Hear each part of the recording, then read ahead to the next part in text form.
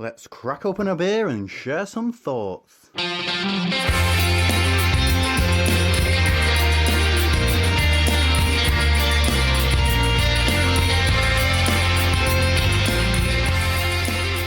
Welcome to Hopinions, and we have got what looks like a child's birthday party in front of us. Yeah, we have. We've got bowls of sweets, although I wouldn't want fruit if I was going to a birthday party, but still.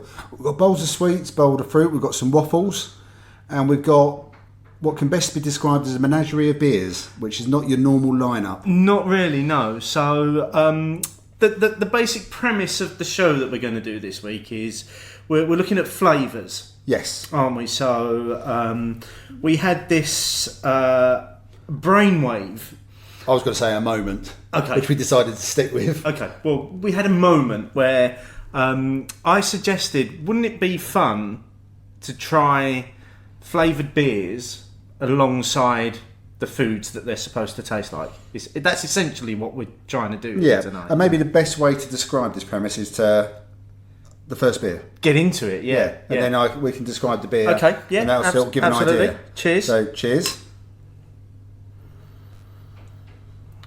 That smell right. So the beer we've got is Vocation and Yeastie Boys, Breakfast Club Waffle and Blueberry Breakfast Stout, which comes in at 6.9%. I've definitely had this before. I've had it before. It's become a real staple of mine. Does it smell different to you to when you last had it? It does. It smells a little bit sweeter. Yeah. The fruit nose is definitely on the aroma winning out. Yeah. It has got sweet. There's a bit of maybe a little bit of caramel in there, a hint of toffee possibly. I think you start to get that toffee flavour coming through when you start drinking it as well. Yeah, but it's definitely got more of the. Still got a bit of dryness there. It's sweet on the palate as well, but it's. This has become a real fridge staple of mine. Which is a bit of a surprise. Because it's so widely available. Because it was quite sweet, quite hefty at 6.9. It is, but it actually feels... I've always found it feel quite light in the mouth. It hasn't got that big mouthfeel, which... the ingredients, yeast is Vermont. Okay, so that's a New England yeast. Yeah. Hops Willamette. I know I've probably had beers with Willamette in it, but I can't think of one off the top of my head that reminds me. And the malts just say speciality malts, which I suppose is fine. I love this. This beer is unpasteurised and naturally hazy. You can't see through it. It's dark. Yeah, it is as black as night, isn't it? You're holding it up to the line, you can't see through it. Yeah. So essentially, to pair with this one, we have got some waffles and blackberries. Blueberries. I keep saying blackberries, don't I? Yeah. All right, so waffles and blueberries, to see if we can get some indication that there is a link between what the beer says we should be getting and actually the real foods themselves. And so instead of just doing that as a one-off beer and food pairing, we've got 5 food and beer pairings. Yes. Yeah, and as always, they go up in ABV. Towards the end. Goes silly, stupid. Yeah. Because we don't think about that. And what we're finishing with is bonkers. Absolutely ridiculous, yeah. So let's get into our first food pairing, which is a waffle. It's a Belgian waffle and blueberries. Now, a confession to the listeners: I've never eaten a blueberry before, apart from in a muffin. So this is an absolute first. This is alive. And people that know me know that I'm really fussy with food as well. So this is going to go one or two ways. I should probably also apologise to people who don't like us eating on air. Yeah, sorry. That was quite nice, actually. What did you think of the blueberry? It's all right, actually. Yeah, there you Can't believe I've never tried a blueberry before. I'm so proud of myself. Right,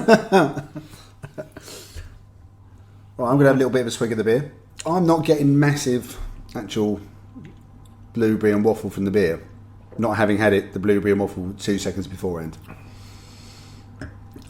Maybe it's more characteristics. No, the flavours are very different. Yeah, aren't they? There is the sweetness and the slightest hint of the tart blueberry. Yeah, I was going to say there's a little bit of sharpness, and there's the toffee kind of caramelness that the waffle could probably be related to the waffle. But I wouldn't say it's an exact match. No, So at the moment, we've still got quite a bit of the beer to get through anyway, but for me, it's more shared characteristics in places than out and out. And I don't think, with the exception of maybe one beer tonight, I don't think any of the beers have actually been made with the things we're pairing them with, but they're supposed to be have those characteristics of the things we're pairing them with. So this certainly has been made. I don't believe this has been made with waffles and blueberries.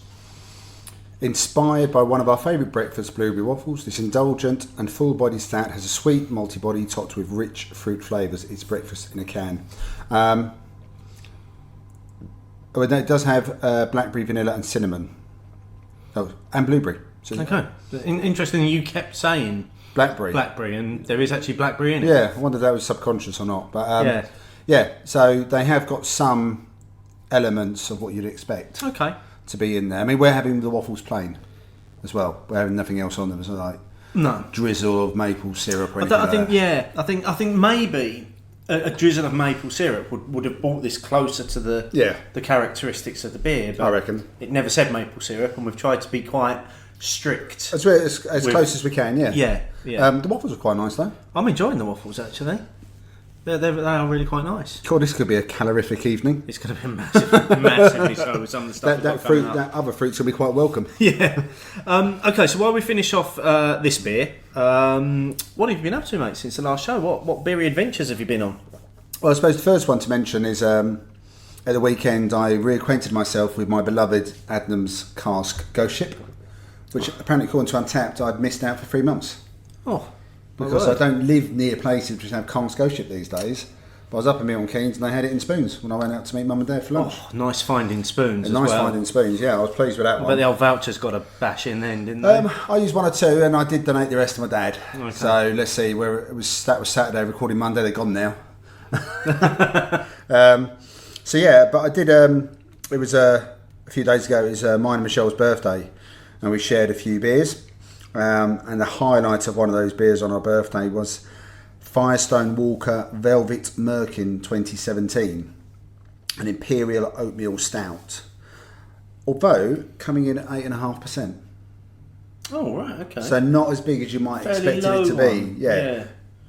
I think we've had this discussion before, and obviously Sean joined us on that Twitter thing, didn't he? And I've always felt you should be closer to the 10% mark in my head. Yeah.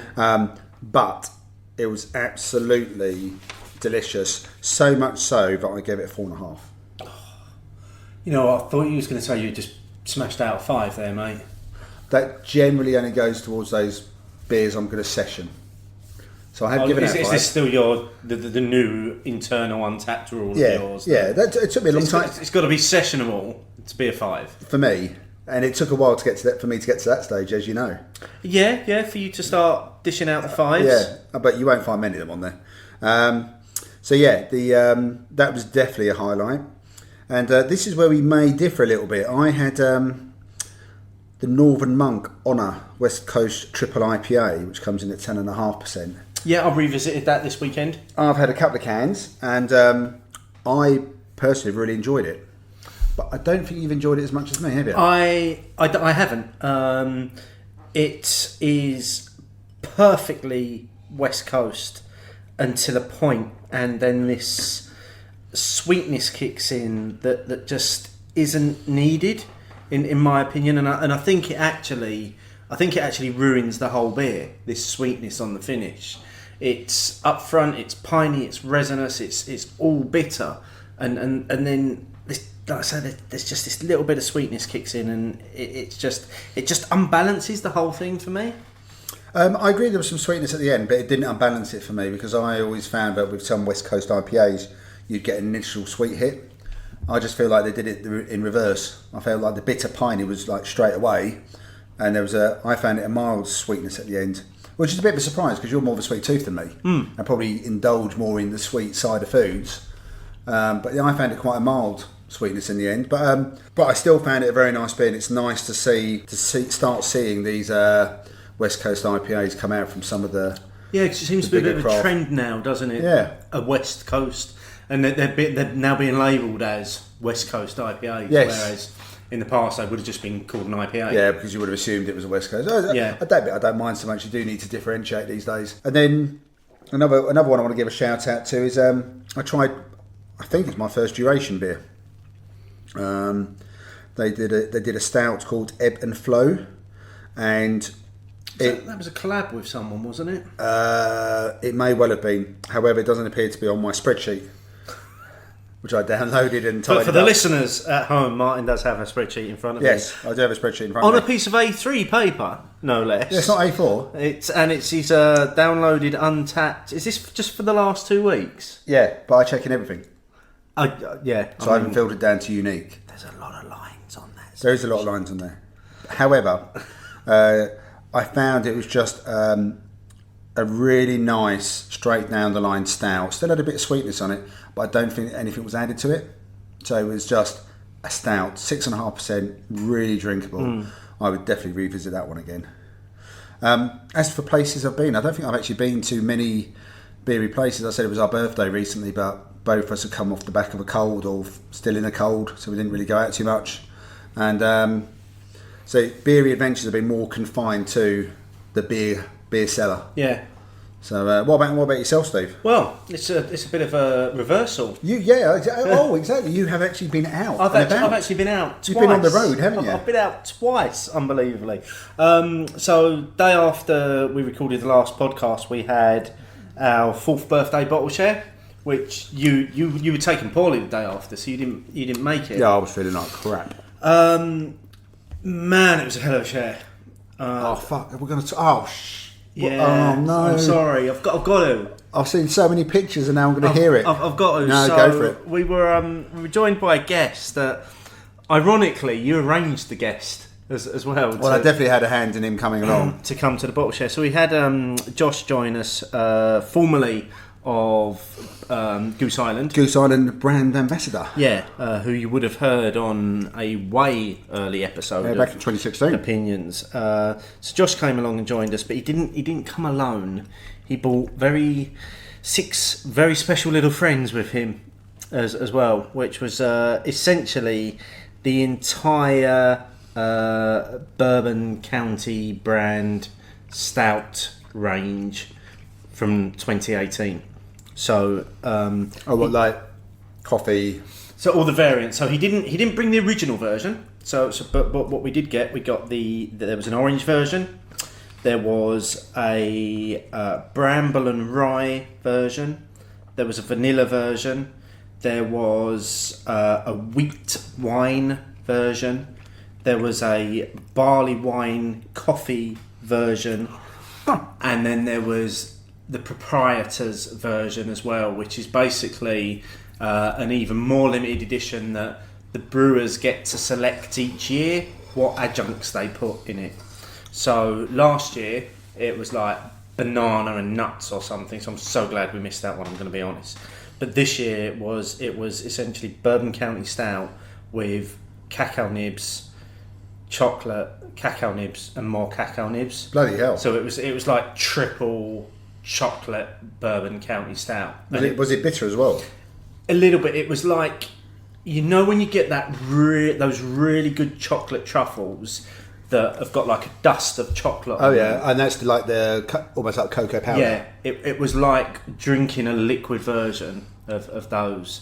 Now, it was difficult to sort out who got to drink what, because there were 6 bottles, there were 15 of us, and the bottles are only 500 mils, so not everybody was going to get a pour of every. No, otherwise that drink. would be a really small pour. So Josh devised some lottery system where you drew out 2 things from a hat, and they were the 2 pours that you got.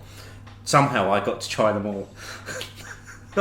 I might have been minesweeping. Oh dear. No, there was a lot of swapping going on because some people pulled out something that they didn't want, and there was a lot of sharing. So I actually think quite a lot of people got to try all of the different variants, but they were incredible. I mean, they tasted so. If I'd been there, no one would have wanted to swap with me. Good, and I can only imagine that for people that have got that entire set, and I think Josh said, as far as he was aware, that's the first time the entire set has been drunk together outside of the States.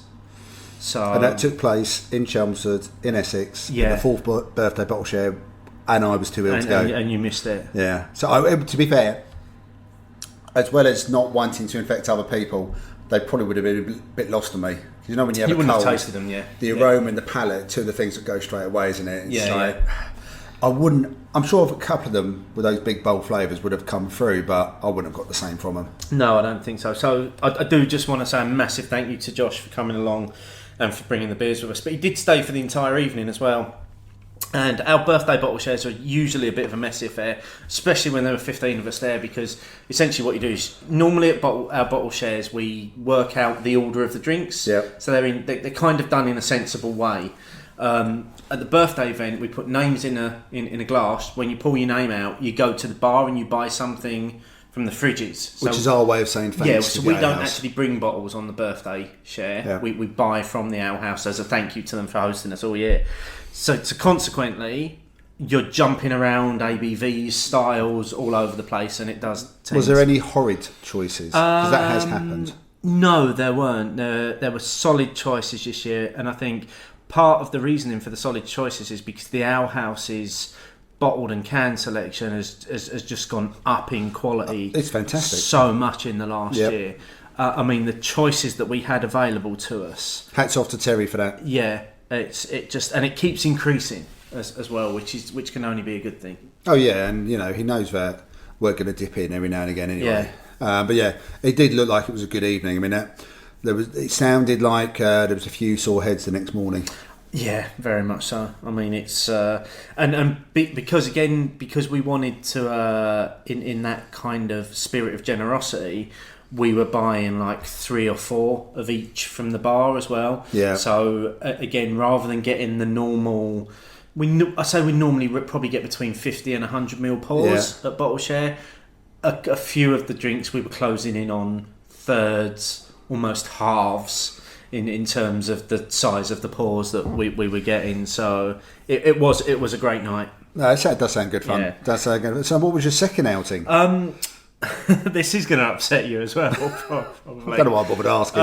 I went to the Vic again. My new local that was your old local now, because they were hosting. Do you reckon they put a blue pack outside about the beer o'clock show? They might do. Both of the hosts frequented this place from year to year. They were hosting the Tiny Rebel birthday bash. So in addition to yourself and Michelle having your birthday in the last week, it's also Tiny Rebel's birthday and it's also Beavertown's birthday as well, all around the same time. And I think Tiny Rebel turned 7 this year. So they had done 7 collab beers with 7 different breweries, all with all sorts of different flavours and things in them. So I went down and worked my way through all 7 of the beers.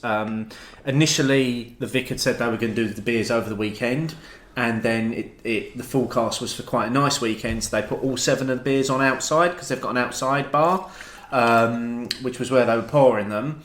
And I have to say, hats off to Rich Taylor, who I know he listens to the show, the manager at the Vic who's appeared on the show in the past. He was standing outside pouring them, and I think he had regretted his decision to be serving them outside, because when I arrived he had a hoodie on. Midway through the evening he had a hoodie plus a gilet, and then at the end of the evening it was hoodie, gilet, both done up, hat, hood up, and you could see every time he was going out he was getting colder. But so yeah, we went through the all 7 of the beers, and there were some real standouts in the bunch for me. So first one, massive mention to the collab that they did with Big Drop, which was a 0.5% Imperial Mocha Vanilla Shot Stout. Now, Big Drop are the ones who only do no alcohol beers, aren't they? Yeah. Flavour wise, they absolutely nailed it. Every one of those flavours was in that beer. It was like drinking a cold brew coffee. Which is what I would have expected it to be like. Yeah. The thing that let it down for me was the body. It was still just really thin. And I think the day that a brewer nails the body in a low alcohol or no alcohol beer is the day that they've literally struck a pot of gold. Well, here's a question for you. So that's a dark beer. We're often used to having oatmeal stouts. We know that, I'm fairly certain that the small beers that Cloudwater do have oatmeal in the build. Why not use oats? I don't understand, especially for the dark beer, because it's already a known quantity. There must be a reason, surely. Okay, so secretly hoping that Sean jumps in at this point. Yeah, although we have to wait for him to come back from Belgium. I'm gonna try and guess at science here. I think oats might release a certain amount of sugar, and obviously any sugar released in the brewing process turns to alcohol. So, okay. So maybe that's the reason. Could be, because I did wonder why, if you're going for a no-alcohol beer, and the one thing that everyone comes back to, and especially on a darker beer, because you have this perception that it looks thicker already, and then it isn't. That's probably the holy grail for not just low alcohol beers, but definitely for the low alcohol dark beers. Oh, without doubt, it's that bit of just that body. I'm not asking it to be like an impy body, but back up to where you think it might be a 3-4%. I equally don't want it to feel like water in my mouth. No, exactly. I want a little bit. Okay, so they're definitely onto something. Yeah, without a doubt. And I mean, it was incredible. And I started with that beer. I had a half pint of it to start off. I could have very easily drunk that beer at any point during the rest of the 6, because it would have been a perfect cleanser as well. Because it was like I said, it was like drinking cold brew coffee. Cool. So then the next standout for me was the collab that they did with the Yeastie Boys, which was a pomegranate and molasses Belgian strong ale, which was fucking incredible. It was so good. It was so sweet, but the sweetness was balanced with the bready characteristics, and the thing that wove it all together was the Belgian yeast. And I know. For the benefit of listeners, I have a shocked look on my face. It was almost close to perfect, and that was 8%. Had that towards the end of the run, and then the final one that they did a collab with Siren, which was barley wine. It was 11%. So obviously you're going to finish with that one, and that was dark cherry and chocolate barley wine, and again just nailed all of the flavours. Just really, really good beers. I mean, the other beers that they had, so there was a collab with Magic Rock. That was like a sessionable IPA. Citrus Session IPA. There was a double dry hopped pills that they did with Fourpure. And then there was a tropical sorbet sour that they had done with Neon Raptor as well. And that got sour face. Did it? Yeah. I mean, Neon Raptor seems to be popping up a few times recently in my feeds and my timelines, to be honest. But as a whole package of the 7, you'd say it was a... I'd say it was... I enjoyed going to a pub to try them. Rather than having the cans. I'm not sure I would have bought the 7-pack of 440ml cans with the glass. Yeah. That was retailing at around 40 quid. Yeah. I think there were some of them that I probably wouldn't have wanted that much. You wouldn't have wanted 440. No, so I was glad to be able to, and obviously, you know, being the Vic, you had the option of third half or a pint. So I think I had a half of the 0.5, and then I went on to the Magic Rock Citrus Session, and I had a pint of that because it was 4%. Yeah. And then I was kind of dipping in between different measures dependent on what the drink was. So I only had a third of the tropical sorbet one. Oh, there was a New England IPA with Daya as well, which was actually really good for that. And I'm not a fan of that style, but it didn't have any of that sugary cloyiness that I don't like in that style. It was just straight up New England IPA.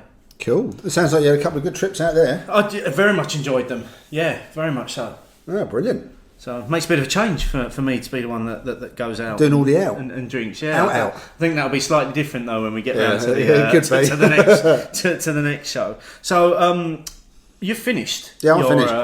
Your well, any final thoughts? I just wanted to stop listening to you talking about the ale house and the Vic. It's a lovely beer. Anyway, I enjoyed the beer. I thought I was impressed with it the first time. I'm no less impressed with it now, even though I think it shares characteristics rather than out and out flavours. Yeah, agree. But I still get it. It maybe I don't know. Maybe the waffle's just too nice. But I think we've actually, the waffle and the picture and the blueberries all matches off quite nicely to the can design as well. I can see it, and didn't detract from one or the other when I was having them together either. No, I think they worked very well together. Like I say, we weren't bang on. I don't think we're going to be with any of these pairings I'd be tonight. But massively what we've surprised. tried to do is to say, does this thing taste like this thing? Well, let's face it, we wouldn't have done this at home on our own. No.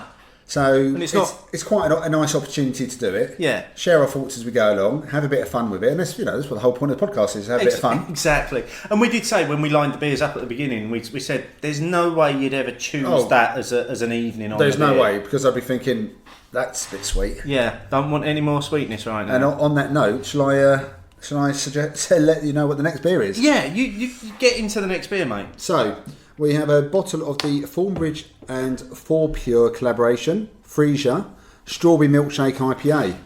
So, again, no two guesses for wondering what this will be paired with.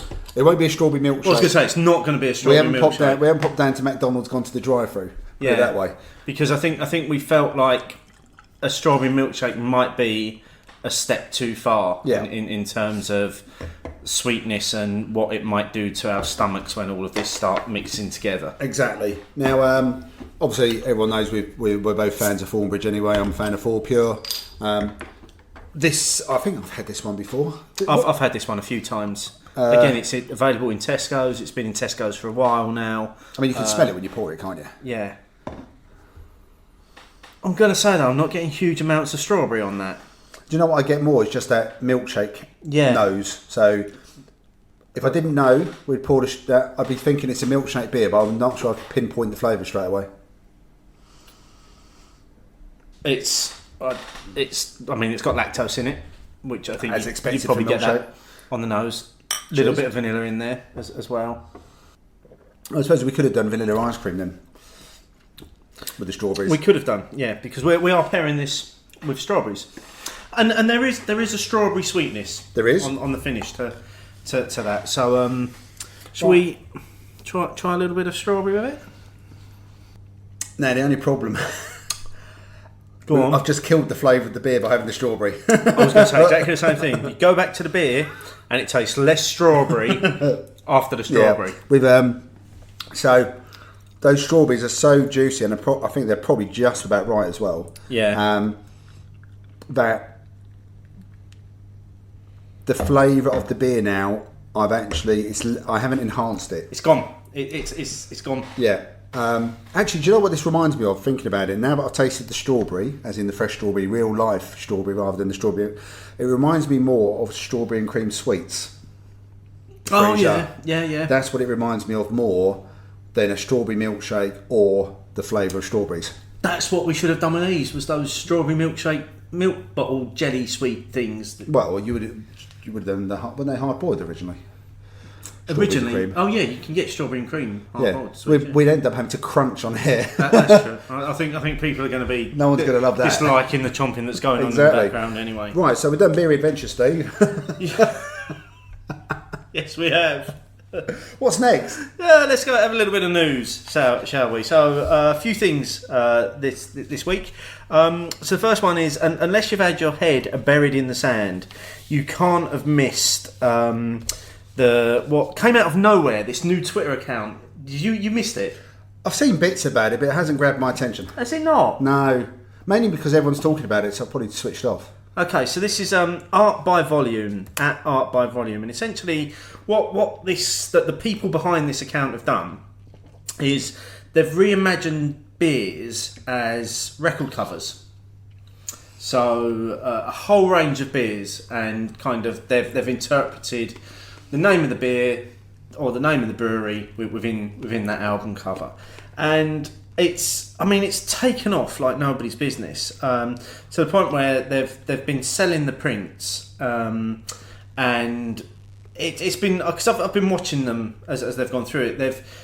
Every brewery that they've produced a cover for, they've said to them, look, we want to sell these, but we want to donate some to charity. Are you happy for us to do that? Not a single brewery has come back and said no, we don't want to be involved in this. And to date, as we record tonight, they've donated over £800 so far to shelter. That's pretty impressive. Which I think, regardless of what you think of what they're doing, whether you like it, whether you like their I said I'm interpretations ambivalent to or it, so I not, just didn't pay any attention. That's incredible. Yeah. And that's literally from their first batch of prints that they've released for sale as well.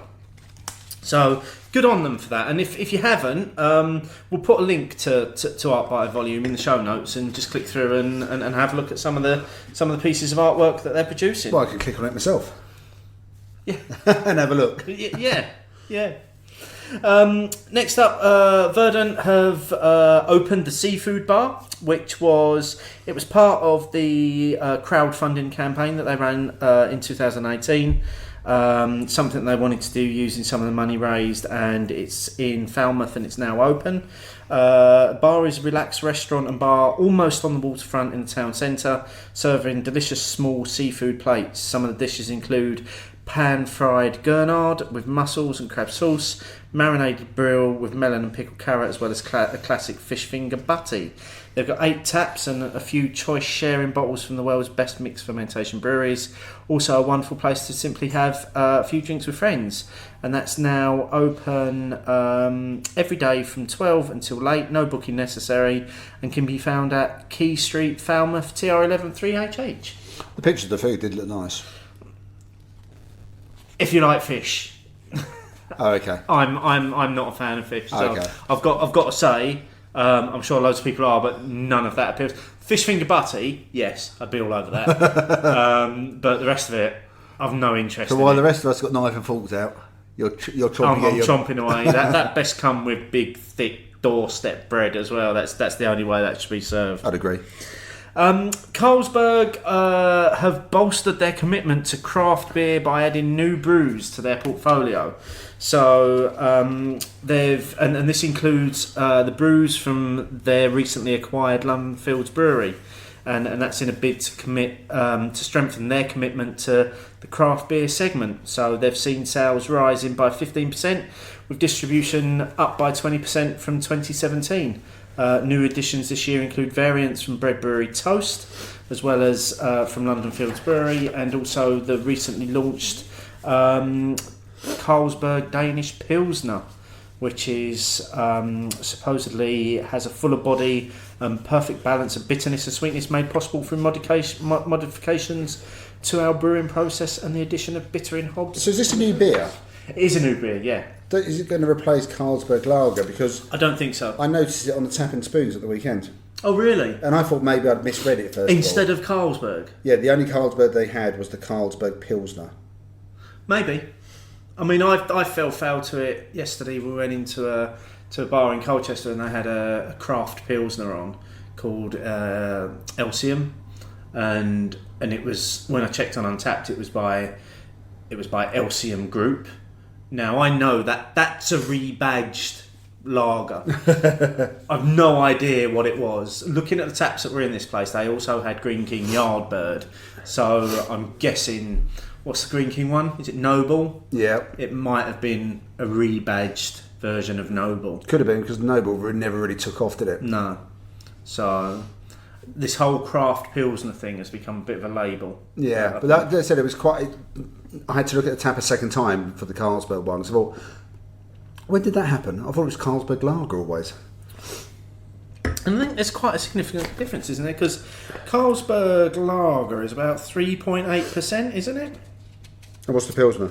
It doesn't actually say on this release that we've got here, but I'm guessing if you've gone for a craft Pilsner, there is a picture there, but I don't think I can see the ABV of it. If you've gone for a craft Pilsner, you'd be looking at about 5%, wouldn't you? Yeah, I mean, like I said, I was 5%. just curious. The rest of the brandy was exactly the same. It was the normal green, the Carlsberg logo, Just with the addition of the word Pilsner. exactly. So yeah, and that did catch my eye, I have to admit. Yeah. So following on from that, we've seen supermarket sales have supermarket beer sales are still significantly outperforming pubs. So there was a rise of 2.2% in the sale of beer in the last quarter of 2018. However, it was lower than the growth in supermarket beer sales of 3.8% when compared to the same period in 2017. However, across the board, beer sales on the on and off trade collectively up 2.6% versus 2017. And they're putting this down to things like increased beer sales in the middle period of last year because of the success of England in the World Cup, the particularly hot summer, But they are warning that the pubs obviously can't rely on those sorts of things year on year. There's no major sporting events this summer. No, it's that year, isn't it, where there's nothing. It's a fallow year. No Olympics, no World Cup, No Commonwealth Games. no World Champs. Yeah, nothing. No. Nothing this year. Yeah. Well, there might be World Champs, but that's about it, and that's not as major as any of the others. Not to the scale where you'd go out and watch it in the pub. No, exactly. It's generally only the football that draws it in. Isn't the it's the Rugby World Cup this year, isn't it? Later on in the year, I want to say. Yeah. Autumn time. Yeah. So yeah, that's normally in season. That can give it a bit of a boost, but again, you probably lose that little element of boost where you don't have the outdoor summer weather like the World Cup did. Yeah. With the big fan parks and stuff like that. Yeah, you're never going to draw in the sort of people that the World Cup does. No. Are you? So then we've got news of a new beer festival for the Midlands. So this is by the folks that are behind London Craft Beer Festival, Bristol Craft Beer Festival, Edinburgh Craft Beer Festival, and this is going to be called Beer Central. It's the Midlands New Beer Festival. See, that title confused me because obviously I know Beer Central has been a shop I think it confused a lot of people. in the north Yeah. rather than in the Midlands. I thought they'd opened another branch. Yeah. So it's going to be a new beer festival for the Midlands. And they're saying that they think the Midlands has been constantly overlooked. I mean, we've commented on this a number of times. It's going to be in the same format as their other festivals, so it's going to be all in. What time of year is that going to be? Because obviously they do have Birmingham Beer Week and they have the Lock and Key Festival, don't they? That's not happening this year, Lock and Key. Oh, is it not? No. But it's going to take place in Digbeth in July. As we record this, there are no dates for it yet. I think they're due to announce them in the next week or so. So is Digbeth quite close to Birmingham? Is it Birmingham? Oh, I don't even know if it's Birmingham. I think so. I've no idea. My geography of the Midlands isn't great. There's enough Midlanders who listen to this to tell us. I'm sure someone will tell us. I'm going Carl or Simon. Yeah. And then also from the folks at We Are Beer was the news that they're crowdfunding. So they're looking to crowdfund a festival called Bigfoot, which is a camping festival that looks to bring together live music, amazing chefs, and the usual roster of world-class craft breweries. They go on to say that outdoor festivals have been plagued by bland beer, and for folks' investment into the crowdfunding campaign, they'll receive shares in all of the festivals. Investors will get access to VIP tickets, merchandise, and a membership program with exclusive events and offers. And I'm not sure whether that campaign is actually live at the moment or whether it's still at the register your interest stage. I think at the time of recording, I thought it was still at register your interest. I don't think, but I couldn't swear to it. So we don't really know what you're going to get for what you put in. And for some of them, you have to sign up to find out all the details anyway, don't you? Yeah, and I hate that. And those are me off. Those ones I never invest in. No. If you know, just tell me. Why do I have to sign up to find out? Show me the information. And then I'll decide. Let me make a decision.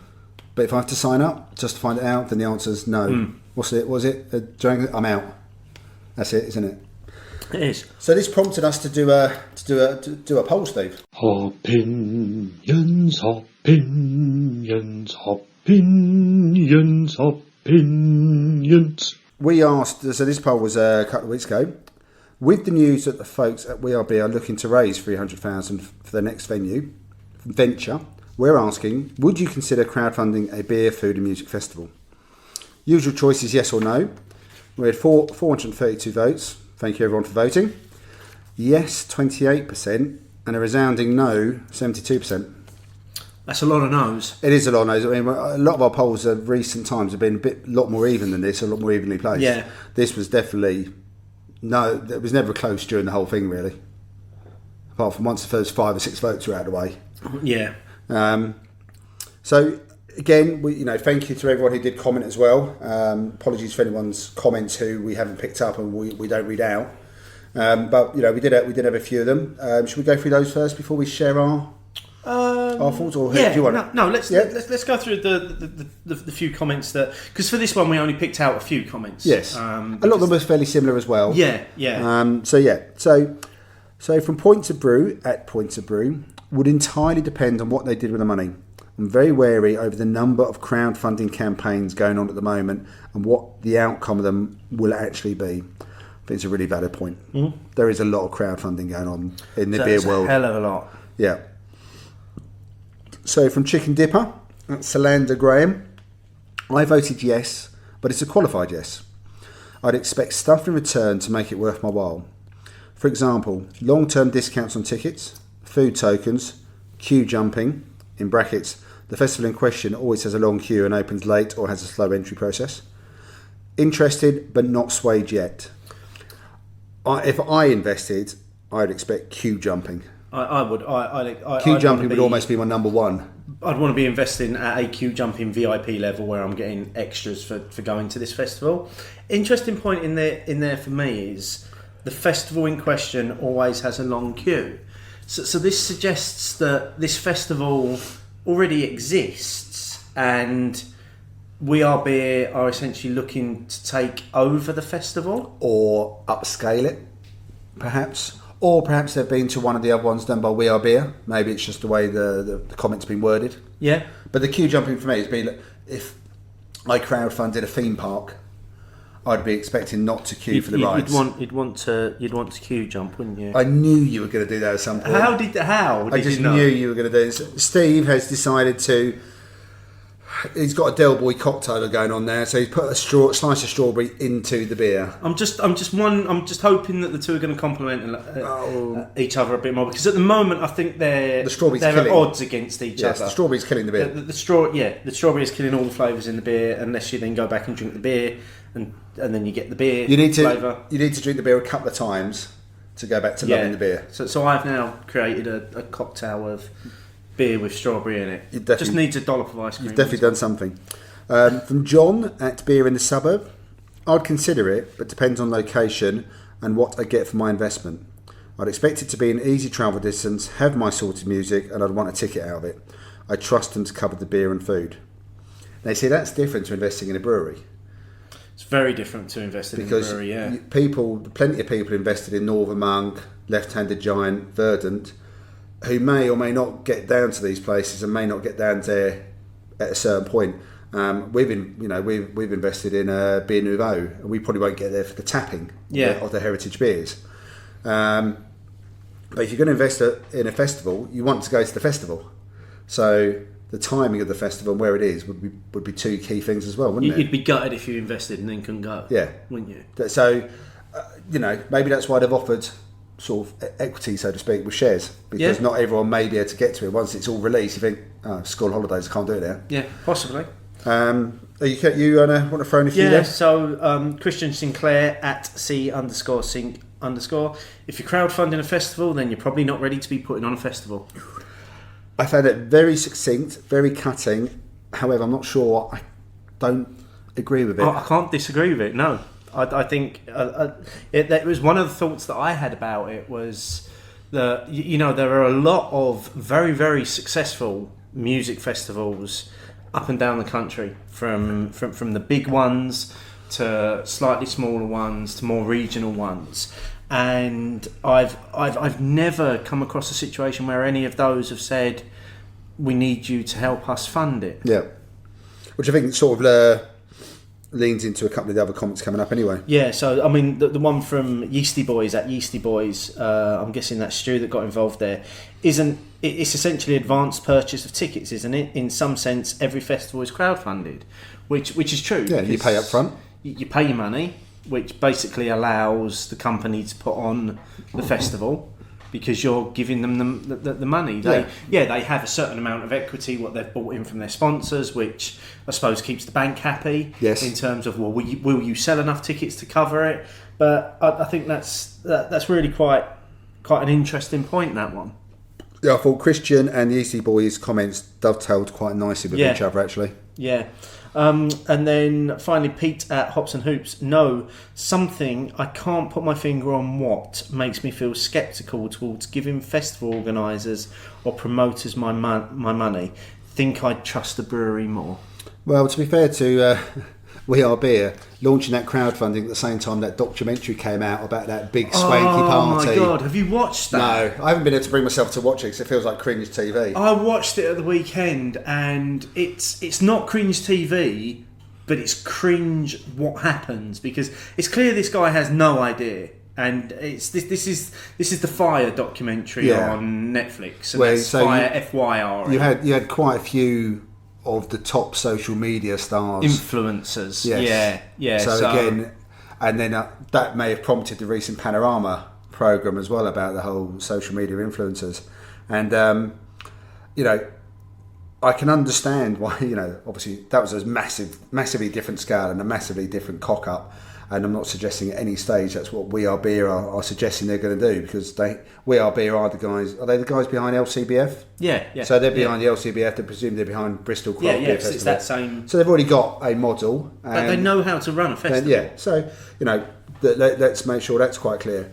But it's unfortunate timing. It was really unfortunate, because literally for days that's all I've heard is people talk about that Fire documentary. Yeah. So like I say, I watched it and I was like, literally from the outset, that you're like, this guy literally has more money than brains, because he just keeps throwing money at this thing, and you can see it's all going belly up. And he was partnered up with the rapper Ja Rule. Yeah. And it seemed as though halfway through the documentary, he very quickly distanced himself from everything. Very quickly, apparently. Yeah, and now this guy's facing like jail time. He is, 6 or 7 years possibly. What's happened is, if you've got Netflix, it's well worth a watch. Well, people were abandoned on the island. They spent a lot of money, but they turned up on an island effectively where it didn't matter how much money they had, there was nothing to buy. Yeah. And there was a point where they locked them in the airport, because they couldn't charter any planes to get to the island to get them off the airport, and the infrastructure on the island couldn't handle any more people than were already there. So they basically locked a load of people in the airport so they couldn't get out. Horrendous. Just, can you imagine? Yeah. So we digress a little bit there. But it's just when I saw Pete's comment there, that's just what it reminded me of. Unfortunate. Yeah. So what do you think about this, mate? Is it something you'd invest in? I think, my initial thinking would be no. If I did, then it would come down to, is it one I can even get to? Because even year on year, it's not that often I go from one beer festival to the next the same when they're the far away ones. I did Indie Man 2 years running, but then I've had a break. Leeds I've only done once. So you can't always guarantee that you can go back to these things anyway. Peakender falls at just the wrong time this year around for me. Otherwise I'd be back there. You'd want the perks, but how much are those perks going to cost? Because like I said, you would want the VIP level. You'd want to be able to queue jump at the start. I'd want to be able to queue jump a few bits in between when I'm there, like I said, when you go to the rides at Disney, that kind of thing. I'd probably need to hear other people's positive experiences of investing, and then how they felt the festival went as well. Yeah. So for me, I'd probably be out at the moment. I think I'm very much along the same sort of lines. For me, it would be all of what you've said, plus if it's a music festival, it would be music I'd want to hear. That's true. I didn't even mention the music there. Yeah, if it was a whole load of genre and type, if it was basically music chosen by Luke, then I probably wouldn't want to invest. Even though on the pod crawl we did with him, neither of his tunes were dire. Yeah, you know what? I've just started listening back to that tonight. It's the first time I've been able to bring myself to listen to it, because it's quite embarrassing for me. Folks, you do need to actually go and listen to you it. Do. Trust me. There is a link in the show notes. Listen to the pod crawl that we did with Rhythm and Brews. Apologies, that's what I'm going to say for that. But I went back and listened tonight, and I actually, in a sober state, I really enjoyed Luke's band's tune. Yeah, I did. I really, really enjoyed it. I thought it was really good. And it makes me want to go and check them out, actually. Yeah. Well, actually, as much as it kills me to say that. They're actually playing tonight while we record. They are, yeah. Why don't you dip into your beer now that the strawberry has been fermenting in there for a little while? I don't think it's been in there for long enough to really have done anything, do you? Well, you tell me. Yeah, the beer just tastes like it did before. Strawberries and cream. It's still strawberries and cream. Yeah, there's that. There is that little bit of lactose on the finish. There's a little bit of vanilla in there. There are similarities between the beer and the strawberries, but as we've said, the strawberries kill the beer. Yeah. In this instance. Whereas the waffle and blueberries last time didn't kill the beer. No. No. It complemented. Yeah. Yeah. Whereas the strawberries this time, you can't just have a strawberry sip because there's nothing to taste on the beer. You need to have a couple of sips to get back to for me, the strawberries and cream kind of one. There's nothing. I do like the beer. I would still have it again, but again, it's always going to be one of those beers that I couldn't. It's not a session beer. No, you're only gonna maybe a couple, 2 bottles, and then you're gonna want something that's not quite as sticky on the finish. Yeah, definitely. So yeah, I do like it. I like the fact that it's not a too lactose heavy, not too reminiscent of a milkshake. I'm glad about that, to be honest. But the strawberries, top-notch strawberries, Steve. Well done. Steve is now chewing the strawberry. The strawberry that's been soaked in beer tastes really nice now. Does it? Yeah. So is that a new thing then? So no, it's not something I'm going to hurry to do again. No, you sure? I must admit, yeah. Interesting experiment so far, though, don't you think? It is, and yeah, I mean, we've still got some interesting flavours and pairings to come. Sweetville coming up next. Really, yeah. But yeah, it's good, 2 good choices to start off with. Like I say, there's no way of an evening I would have gone blueberry waffles onto a strawberry milkshake IPA. No, and both of those available from Tesco as well at the moment. I'm still surprised. Sorry, I know we're diverging a little bit and we're going back to the whole supermarket thing. Can you imagine a few years ago a collaboration beer, 6.9%, 440 can, described as a blueberry breakfast waffle stout beer, being available on the shelves of Tesco? Absolutely not. It's bonkers, isn't it? No. Absolutely bonkers. No. And for the price point that you've been able to get it at recently, you've been able to buy that beer at £2 a can. Yeah, I mean, you can't go wrong with that is ridiculous. Well, that's one of those ones when I think Michelle saw it, she just picked up a couple anyway. Yeah. Vocation, we know and like. Yeastie Boys, we know and like. So, well, at £2, it's not that big a gamble either. And it's one that I have gone back to again and again, actually, now. When I go to Tesco's, I'm always glad to see it on the shelf because I'm like, great, I'll pick up another couple. But it's just and just leave them in the back of the fridge. But it's... I don't think you could have predicted this. No, absolutely not. Not that, and not a strawberry milkshake IPA either. No. Next beer. So next up we have got, this is from courtesy of the Wild Beer Co, who sent us through this to try. This is Millionaire salted caramel and chocolate and milk stout. Previously available in bottles, now available for the first time in cans as well. Coming in at 4.7%. Still a very distinctive Wild Beer branding on the front, isn't it? All of their cans are, aren't they? Yeah. They're that black with the colour of the beer. Yeah, and I think that really works. Yeah, I think stands that really out works. really well on the shelf. Yeah, you can, and even at just below the cap, the same colour goes around all of them as well. You can't be mistaken as to what it is. It's very distinctive branding. I'm glad that I think they've tweaked it a little bit since day one, but for me, that's what I recognise as being Wild Beer. So should we get stuck in? Yeah, cheers. You get the chocolate on the nose straight away, don't you, with this? Yeah, I think you get a little bit of salt, almost like a saline nose on it. Oh, that's got some nice body on it. It has got a decent body, but not too thick. No, but it's thick. Yeah, it's a lovely head on both our beers. Yeah, I mean, it's perfectly conditioned. Yeah, No, it's quite dry at the end as well. It's dry. Don't remember it being quite so dry. You get the caramel. Yeah. And then there is that salt right at the end, and I think that aids the dryness.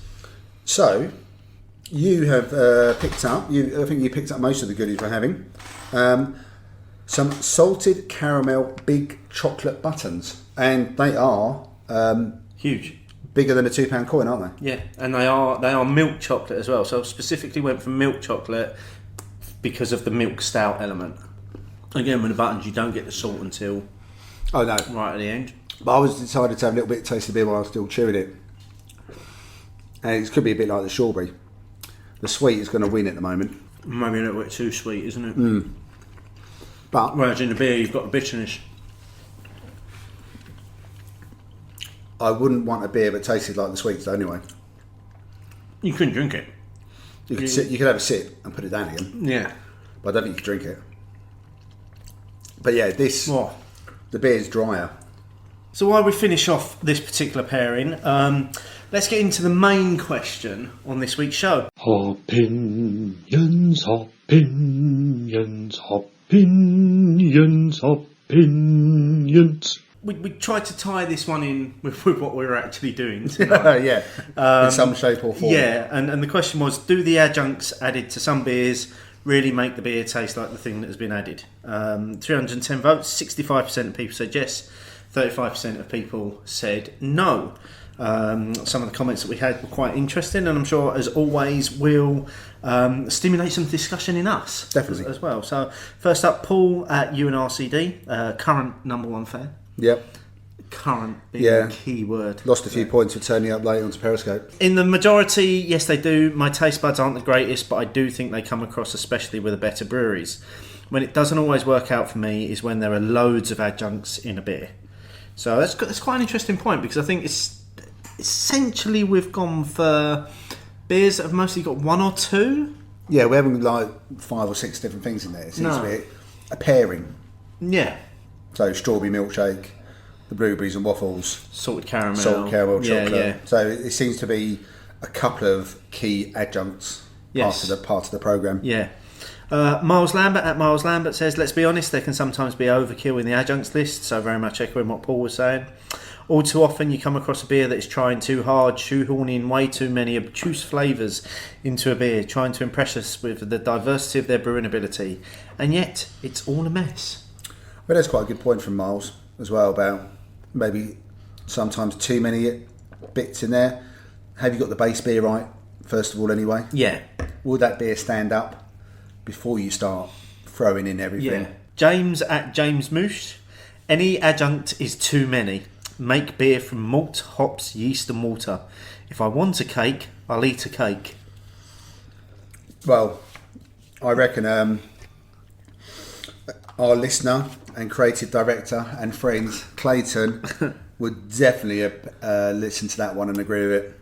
He's not a fan of like they say pastry stouts, for example. Yeah. Although that's obviously not quite evidently, based on just what we're doing tonight, is not the only type of beers where things are added. But I think pastry stouts have come in a little bit recently with the amount of lactose, isn't it? Yeah. Seems to be you can't do a stout without a lactose. Yeah, which is why I referenced duration ebb and flow earlier, because there was no lactose added.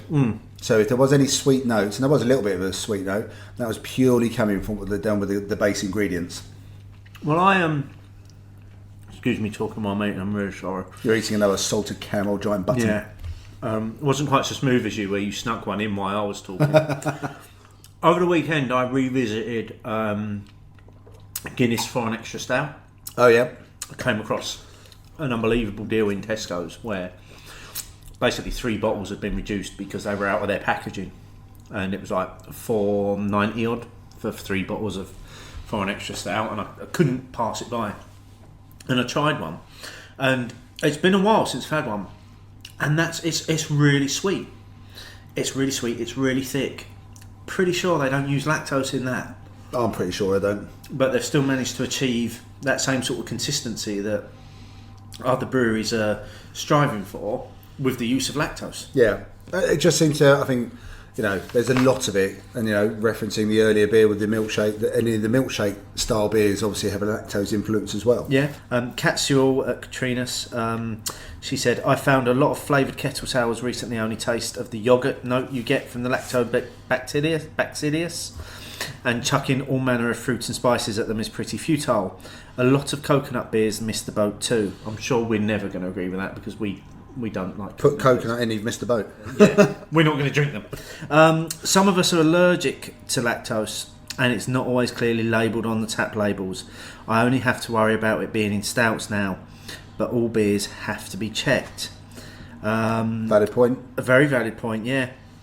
And Rob at Rob's Beer Odyssey says, some yes, many more no. That said, some breweries seem incapable of producing beers that taste like the advertised hops, so I'm hardly surprised. And like I say, it's quite interesting that some people got quite hung up on that lactose issue. I think because it's quite prevalent. Yeah. I mean, and that definitely wasn't the intention of the question. the question was built around, we thought this would be quite a fun thing to do. How can we build the question around that? Lactose didn't really enter our minds. No, because I suppose because we don't have to worry about it. One of the comments here, Jamie H at Merchant of Shite. It's quite fun to try and blind taste test them to see if you can pull out the flavours without the power of suggestion on the side of the can. That becomes Russian roulette if you have a mate with nut allergies, though. I'm to avoid potentially killing my mates, apparently. So Jamie at Merchant of Shite has almost killed a friend doing this then. Clearly, yeah. Well, you could have done that with Yellow Belly. Now, come, if we go back to the origins of Yellow Belly, we were never told originally that it had peanut oil in it.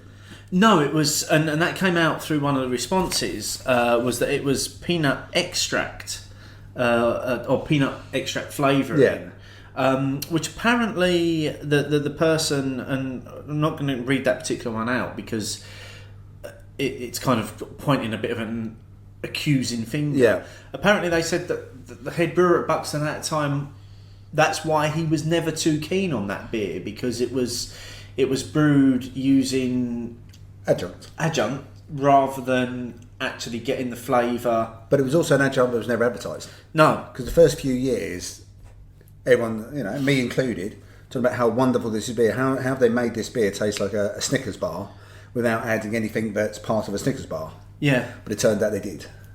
Yeah, which has only apparently come out recently. Yeah, and that did lessen it a little bit for me, I'll be honest. It did for me as well, because I thought all of that was purely down to brewing skill. Yeah.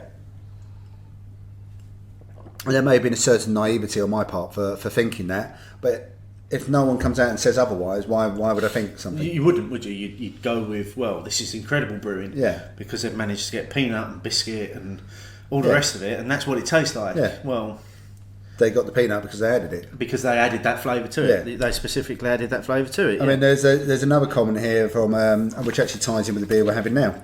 So from Simon Clark, it's Simon Carbon. If done well, then yes. For example, Wild Beer Co. Millionaire Salted Caramel Stout, or Oscar Blues Death by Coconut. Well, he's half right. Yeah. You're half right there, Simon.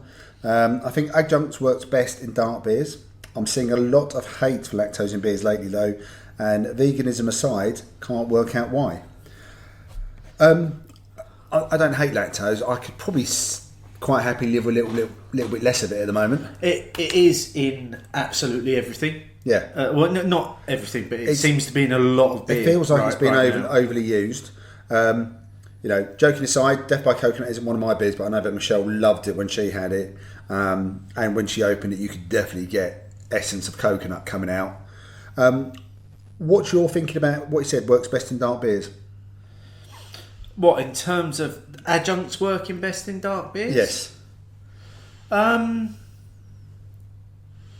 Yeah, I've got to agree. Actually, I think they seem to naturally complement one another.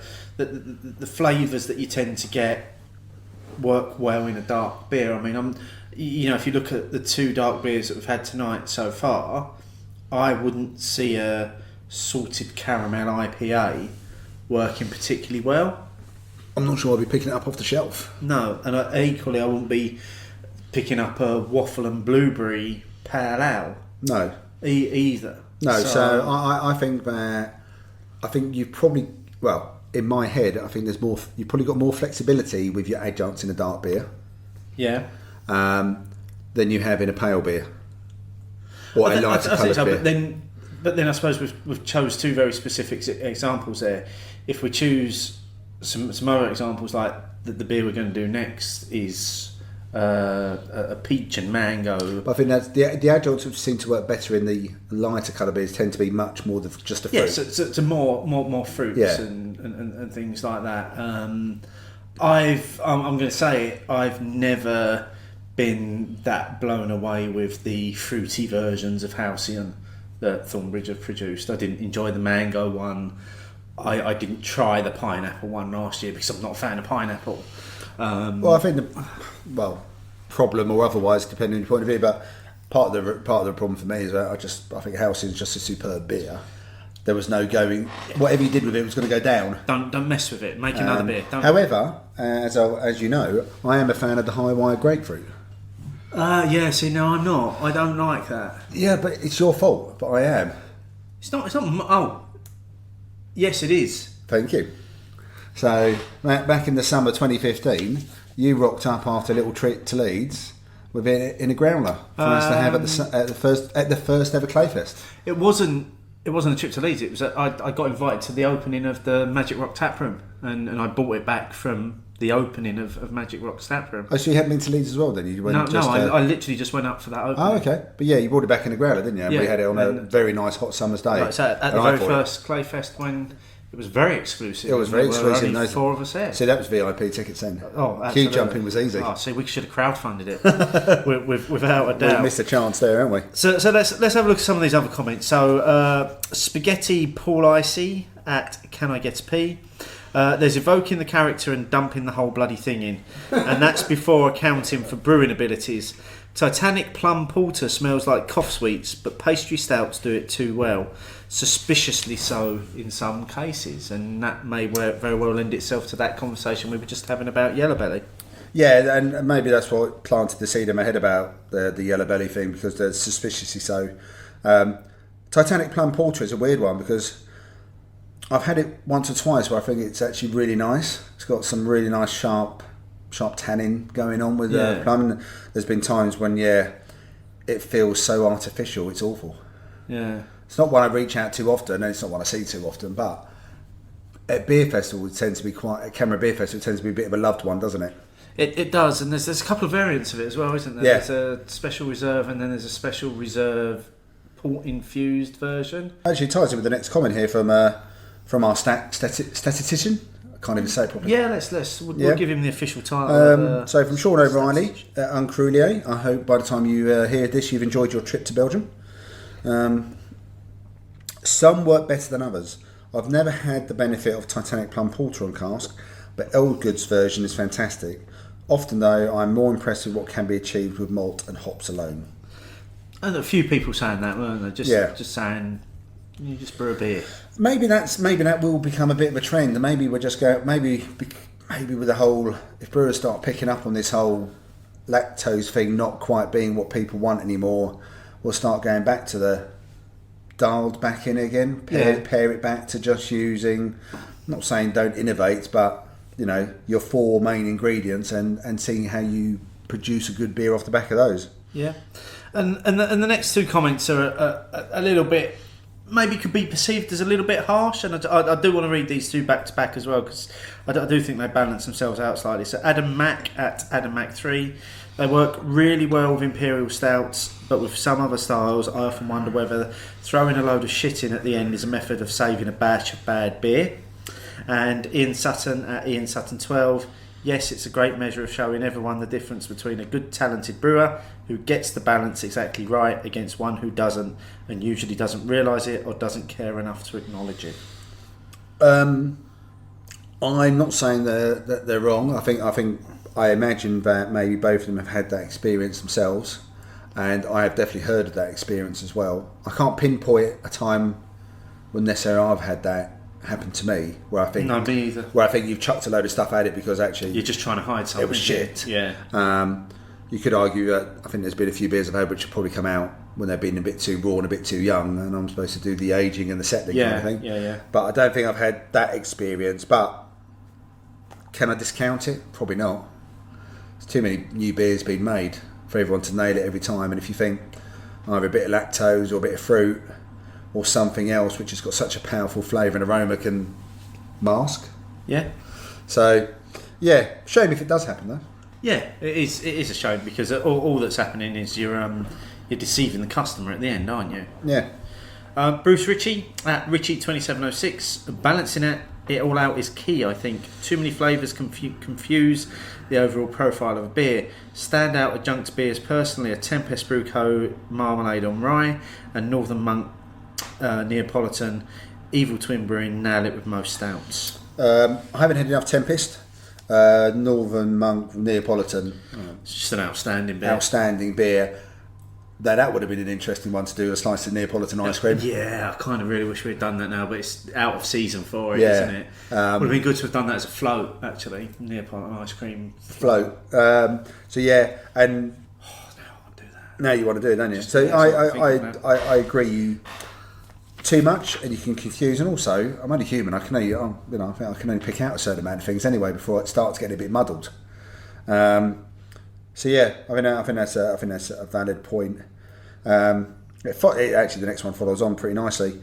There's a fine balance between enhancement and just tasting like a chemical substitute. In the end, though, tonka beans. From James at Gowan Barron. Is he saying he's for or against? I don't know. I was hoping you might know. I don't know. No, James, I don't know. Can you let us know? Yeah. Because if you're for tonka beans, I don't think we can be friends anymore. If you're against them, we can be best buddies. So you're thinking that if he's against them, his chances of getting number one fan are greatly enhanced. I've massively improved with that statement. I'm a bit hit and miss with them, but if I didn't have a beer with tonka beans in it again, I wouldn't miss them. No, I just then I'm not. Apart from when we did the one on the last show, I actively avoid tonka beans as an ingredient, but, yes, as an adjunct in James, beer. if you could come back to us and let us know whether you're for or against them, because I can't tell. Yep. Wemden Beer Monster at Barley Wine is life. I'd say usually yes, but occasionally annoys me when adjuncts mentioned aren't detectable at all. If an ingredient is mentioned, then I want to be able to taste it.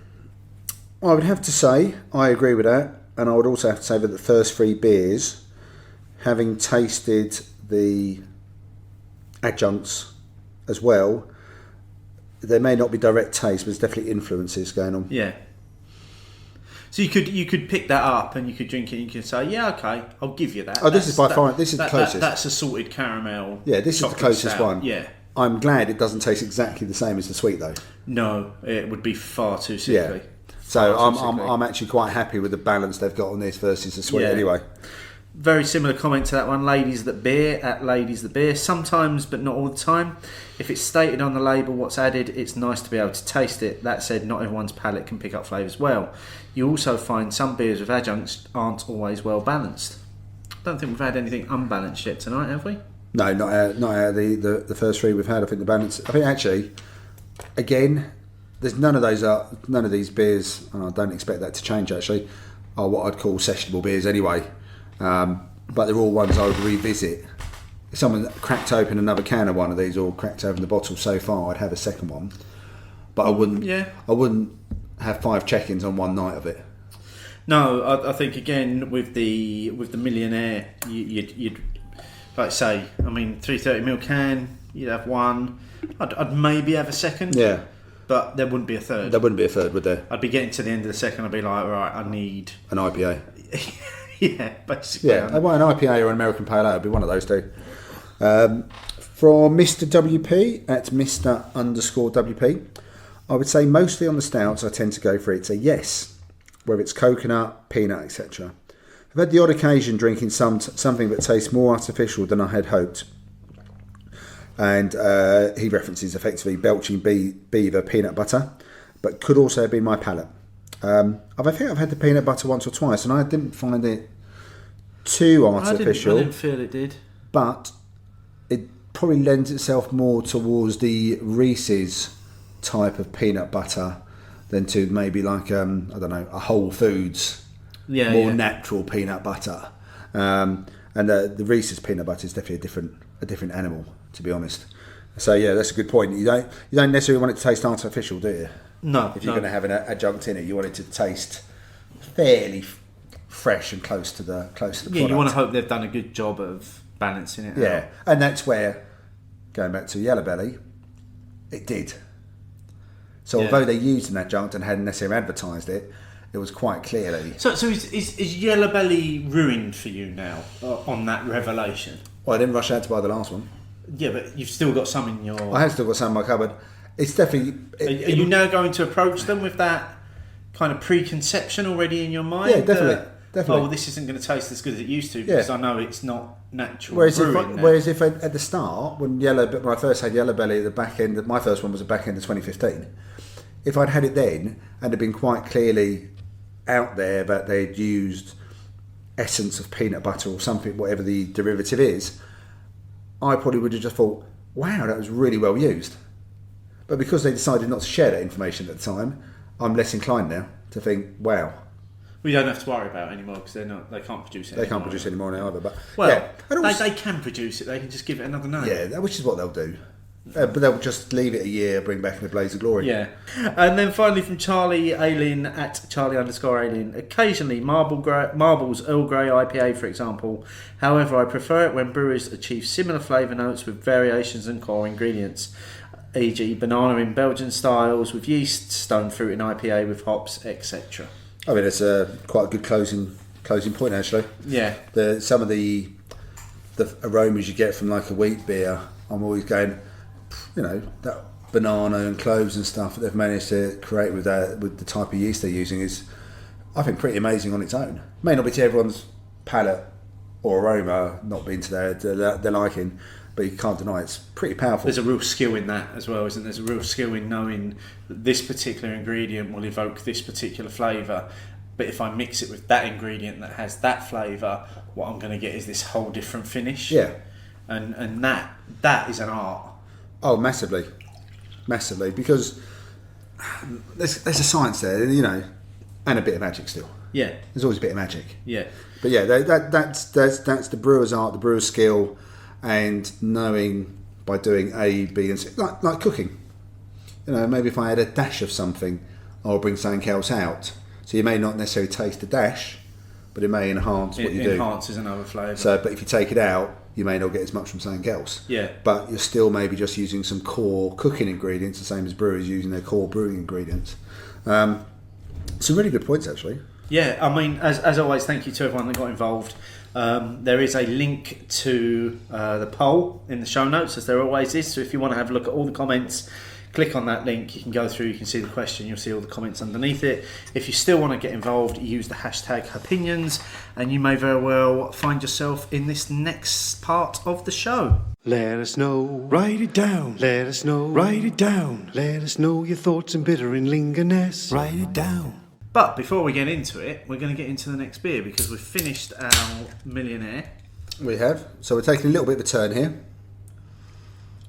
So we've gone on to the light coloured beer. It's only the second one of the evening. It is only the second one of the Well, evening. it's 4 beers, so it's 50-50 so Yeah. far. So this is a Tiny Rebel. This is a collaboration they did with drinks online drinks retailer. I think they do other stuff as well. They do some gins. Flavourly.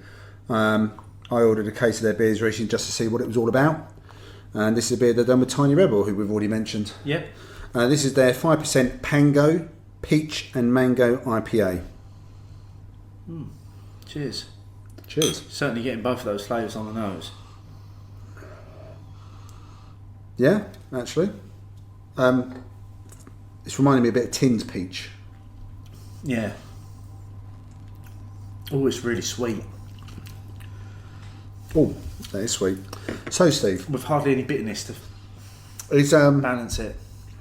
it's quite a New England style. Yeah. It's quite a hazy beer anyway, isn't it? It's It's definitely got the soft fruits, hasn't it? So, would you like this wasn't easy to do. Would you like a slice of mango? I will have a... I don't think you can call them slices, mate. I think All that's right. against the Trade Description Act. Yeah. Chunks of mango that you've managed to butcher there. Butcher off it. Right, tastes nothing like a beer. No. But then I suppose we should have peaches as well, really. I had them both at the same time. We were questioned earlier on whether this was ripe enough. Yeah. As well. I'm not sure it's not ripe enough, though. No, it's quite soft on there. Yeah. You don't want your fruit to be mushy, do you? Opinions on fruit. The spin-off. Oh, God. Nobody ever needs to listen to that. So how does the beer taste after the fruit?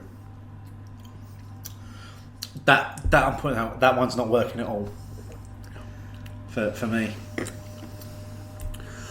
However, I'm liking the beer more now because the sweetness of the fruit's taken some of the sweetness away from the beer. You know what? Just as you said that, yes, the sweetness of the fruit has made the beer more bitter. Yeah. Give me more mango. So let's have a run through what people have been saying to us. Simon Manchester at the Pyman 7 caught up with the Time and Space show. Liked it so much, put in an order with Cotteridge Wines for Belgian beers. Roll on next weekend. Oh, no problem at all. We're here to do a service. One listener at a time. A similar sort of vein, Dave R at Dave R 19354992. I hope that's not your phone number, Dave. Just spent 60 quid at Honest Brew on Strongman on your say so. First of all, we never tell people that they have to go and buy a beer. Okay, we never do that. 2 of each, 2 for now, 2 for Christmas 2019. Better be good. We can only go from experience that it was very good. Yeah, but as I understand it, you could easily let it last past Christmas 2019, though. I think it'll go well past that. So you maybe you want to have 2, maybe part the way through the year and leave it for a little while longer, maybe. Yeah. But or you love it so much you buy more. Well, I'm currently in that dilemma with my bottle that I've got of the Strong Man. Is I don't know when I want to drink it now. Yeah, well, we often had that dilemma because I already know it's really good. Yeah, will it get better? Or is it already as good as it's ever going to get? Or will it just change and develop? Doesn't always mean it'll get better. No, absolutely not.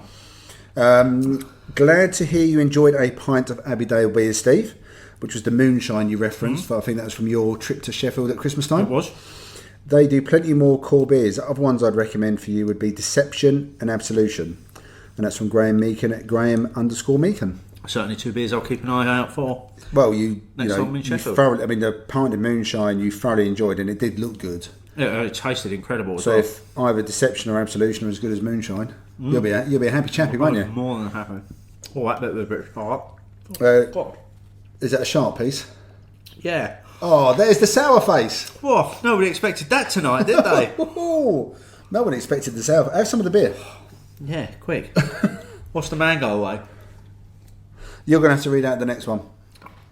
Okay. Really enjoyed 79, engaging as ever. In the Columbo mould, a few questions. Fullers. What about Gals and Darkstar brands? What do you think will happen there? Contract brewing or phased out? Open brackets from Terry's mate, whose name Martin always forgets. Close brackets. And that's from Flying Welshman at Bix_Barton_SW6. So, kind of a bit of a question there for us as well in terms of the Fuller's show. What do you think about those other brands? Because they're essentially 2 very strong traditional brands that Fuller's previously bought, weren't they? Yeah, so obviously the Gales buy from Fuller's was slightly different to the Darkstar. I think Darkstar was their in for craft beer, although they'd started to make a few forays themselves. Whereas Gales, I think, was an opportunity to get a couple of well-respected beers from Gales as well as a pub estate. Gales, by all accounts, was pretty much falling apart at the seams when they took them on. I could see Darkstar definitely staying part of the stable, but still being distinctly craft under Darkstar. I could, if I saw anything happen, I could see Gales disappearing. I've only ever seen 2 Gales beers from Fuller's. Sorry, I've just eaten another shot mango. So what you got the HSB, which is like the very dark, very malty beer, and Seafarers. Yeah, those are the only 2 I see, isn't it? And is the HSB is probably different to anything else that Fuller's do. I'm not sure Seafarer is. No, that could disappear very easily, couldn't it? Yeah. And Gales is a brand which probably doesn't really touch the side so much with Asahi. So if you're a Gales fan, I would say that maybe you might want to be a bit nervous about whether those beers will survive. Yeah. But effectively, Gales are contract brewed now because they're not brewed at Gales, they're brewed at Fuller's anyway. Yeah, and they've been for many years. Yeah, well. so, it's already been contract brewed once. So they could still be contract brewed somewhere else if you wanted to max out Fuller's. But Chiswick, Darkstar, I think, will be fine, or potentially they may sell them off, or Darkstar might try to buy themselves back out again, or someone else buy them. Yeah. I think only time will tell, really, won't it? I think Darkstar's got more life. Depending on what they want to do with the portfolio. Yes, I think Darkstar's got more life though. Yeah. Myself. And yeah, sorry, Terry's mate, I've still forgotten your name. Yeah, he's not actually told us there. No, he did that purposely. So I know him as Flying Welshman, Bix Barton, and on Untapped he's the Master. Okay. Because he's a bit of another sci-fi Doctor Who fan. Still don't know his name. No, I know Terry, and I know that Terry's the Brigadier or Greyhound 1, but he has a real name as well. But I don't always need to know real names, do you? No. I mean, I think fairly much this year, the Crimbo Crawl, everyone has to turn up with a badge with their Twitter name. I think we're doing some "Hello, my name is" badges and let people write in their Twitter handle. Yeah, exactly. Don't tell us the name. No, but you don't always say it's your name. Yeah. But good question though. I like that. Thank you. Will Watkins at Dry Your Beers. Great to have you back with another Fab Pod. Thanks, Will. Pleasure. Glad you're enjoying them. Glad you're enjoying it. Rob's Beer Odyssey at Rob's Beer Odyssey. Hey, Beer O'Clock Show, I can't believe that neither of you recommended toast beer to go with spaghetti hoops. I mean, what's better with spaghetti hoops than toast? Well, something that tastes like toast, to be honest. Toast beer is just a bit of a light, weak pale ale, isn't it? Yeah, I've never tried it, actually. Yeah, I tried it. It was in a beer box once. Oh, okay. It's okay. I mean, it's a nice ethos, don't get me wrong. Yeah. But it doesn't make me want to go out and buy the beer. Okay. Flip side of that, Man Cave Beer Reviews at mancave_beer_. Just finished the latest podcast. Excellent as always. Spaghetti hoops and porter definitely sounds like a game changer. And Depeche Mode to finish. Close to perfection. So what we've done is we've suggested that you spend 60p, 70p on a spaghetti hoops and have some expensive bottle of porter to go with it. To go with it, yeah, and listen to some Depeche Mode at the same time. Brilliant. So from Sean O'Reilly at Uncrulia, ice, because we asked Sean to give us some more information about ice, because not is he only our resident number cruncher and statistician, he also knows stuff. He's a bit of a nerd. Yeah, ice in drinks isn't really my thing, but as you asked again, I looked into it for you and found this blog from Doing Science to Stuff. But he does go on to say it is specifically about different shaped ice, but also about different sized ice. Bigger ice melts more slowly, so has less of a diluting effect. However, it also has less of a cooling effect, so therefore it's a trade-off between cooling and diluting. And we will put a link to that blog in the show notes if you want to read about ice yourself, if you're a bit of an ice nerd. Or if you want to become an ice nerd. Yes. If you never knew you wanted to be before, now you are. That's your starting point. And then finally, I've already mentioned this tonight, from Riverman Brews at Riverman Brews UK, to show our love, we've released the Pod Crawl episode with Beer O'Clock Show a few days early, and they released that episode on Valentine's Day, which documents my trip into Oblivion, drunkenness, and going wandering in the middle of London town on a Tuesday, Wednesday evening. Yeah, was it Tuesday? Was it Wednesday? I think it might be a Wednesday evening, yeah. First of all, thank you to Andrew, Luke, and what was the name of the sound guy? Paul? I want to say Paul. Okay. I was listening to it a few hours ago. Thank you very much, because I think the sound has come out really well, Brian. Bearing in mind it was the one microphone being done between us. I really enjoyed the evening. Really enjoyed spending time with these guys. We'll definitely do something in the future with them as well. Oh, without doubt, yeah. And it is the first 4 out of 4 show for the songs. I'm only 2 through at the moment because I don't remember the songs from the evening. Okay, but how good was that first mashup with the Rick Astley one? Really good. That's brilliant. Really good. Who ever thought of doing that? So yeah, really enjoyed it. If you haven't listened to it yet, please do, because as well as Steve's descent into oblivion, there is just some good content in there. It's a good chat about some of the pubs we've gone around. Very little chat about the beers. In all honesty, the beers were sort of incidental, apart from, well, I say incidental. Incidental to a point for some of us, but no, it was good fun, and we'll definitely do something with them again. So big shout out to Luke and Andrew. Yep. Now I've finished my. Oh yeah, you have, haven't you? Yeah, I think it was mostly to wash away the sharpness of the mango. You must have been really unlucky, because I had no sharp flavours. It might just be how my palate might just be different from yours. I might have different. Maybe I want to have different taste buds. You know, you've said before how you like really, really hot things. Yeah. I don't. It might just be. I do further sharpness and so that was really affecting me. Okay, final thoughts of beer. It was okay. I think maybe the fruit and the beer didn't really match. No. As in, this is the one which didn't really. We're striking out though, aren't we? Really? Yeah. Now on margins. But having had the fruit, it helped the beer. Whereas the strawberry with the Freesia didn't help. No, it didn't. The Freesia suffered because of the strawberries. For me, the Pango was better because it took away some of the other fruitiness and sweetness, that really soft fruitiness and sweetness, and left me a bit more piffy dryness as well. And let's be honest, it did taste like the things that it said it tasted like on the can. There was some peach in there was some mango in there. More the aroma for me, rather than the flavour. It's not one I'll be seeking out again, or as a collaboration with the fruits. It wouldn't be one I'd look for, but they're also not my kind of fruits. Yeah. So I think the grapefruit in the higher wine that I enjoy is because you've got that slightly piffy bitterness as well. There's a sharpness in there as well. And also, isn't there? You also have got quite a lot of confidence. You know what the underlying beer was to start off with.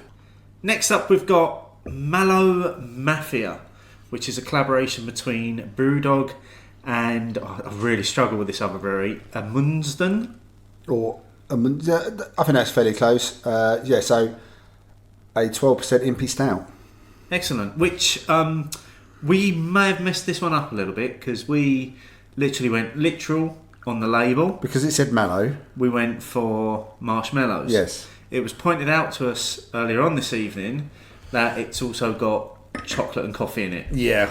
As well. So what we should have had really was chocolate and coffee covered marshmallows. Yes. Which may have tipped us both over the edge. That may have been a step too far though. Yes. Yeah, I mean it's a 12% MP, collaborated,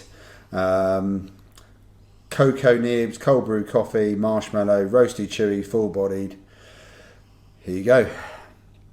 It just smells like coffee.